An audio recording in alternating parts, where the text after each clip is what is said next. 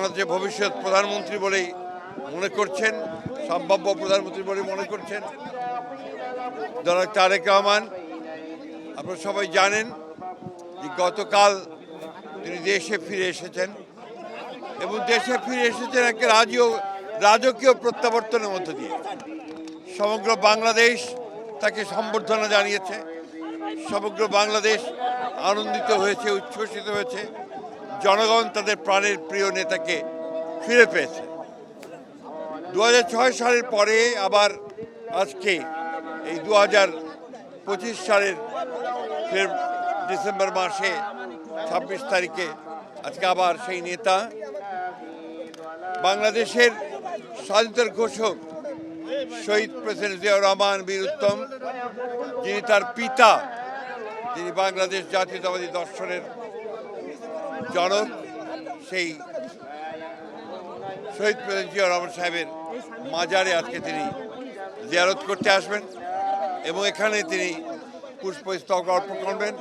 সঙ্গে তার সঙ্গে থাকবেন স্থায়ী কমিটির সদস্যবৃন্দ এবং নেতৃবৃন্দ।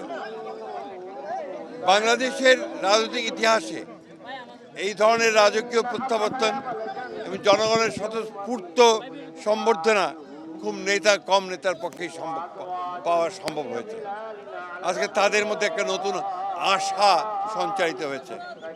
আর যে আশা স্বপ্ন তিনি গতকাল জনগণের কাছে তুলে ধরেছেন, যে তার একটি পরিকল্পনা আছে। তিনি মার্টিন লুথার কিং এর মতো বলেছেন যে আই হ্যাভ এ প্ল্যান, অর্থাৎ একটি জনগণের উন্নয়নের জন্য, বাংলাদেশকে একটা সুদৃঢ় অবস্থানে নেওয়ার জন্য, একটি সুখী সমৃদ্ধ বাংলাদেশ নির্মাণ করার জন্য তিনি একটা পরিকল্পনা নিয়ে এসেছেন এবং সেই পরিকল্পনা তিনি ইনশাআল্লাহ জনগণের স্বতঃস্ফূর্ত সমর্থন নিয়ে তিনি বাস্তবায়িত করবেন। আমরা বিশ্বাস করি যে তারেক রহমান এই প্রত্যাবর্তন বাংলাদেশের রাজনৈতিক ইতিহাসে একটা পরিবর্তন নিয়ে আসলো, একটা ইতিবাচক পরিবর্তন নিয়ে আসলো এবং বাংলাদেশের যে রাজনৈতিক আকাশ, সেই আকাশে একটা সুবাতাস বইতে শুরু করলো।